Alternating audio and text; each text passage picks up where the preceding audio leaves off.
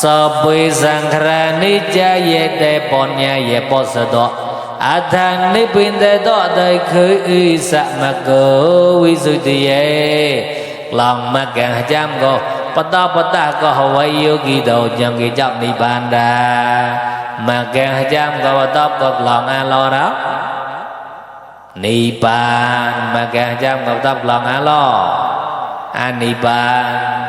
Ma càng cham go ma càng so ye ni ban go Ni ro the so ye ma càng quạch Mà thì yogi do bóc ko bỏ nó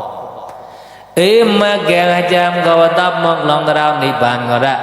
Nhát kết nè có nhàn vipassana thâu sankhara tao tôi lòng mòn ni cha nhát cái nhàn bon nhà rồi thì cái đu và lấy ở đó đi dưới đó grip lên đàn mà kèn mà nông grip chọc đàn mà kèn vậy nông thì bạn tới họ bạn chư họ cầu quý ra dạ tươi ra bạn xèo ra một bả tươi xèo gọi này mà bây giờ là đi đó cái bộ trang bao sai có bộ trang hot nên bộ ra bộ trang pho nên bỏ hot bộ có hot nên mua cái store như nào có đó mà gọi đó có như nào là cái nên tài bộ thế chọn bộ là nên tài bộ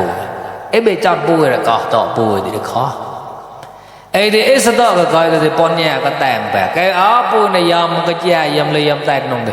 mau hay yam lấy yam tèm anh bạn nè lẹp cái tèm mà cái tao bọn nhà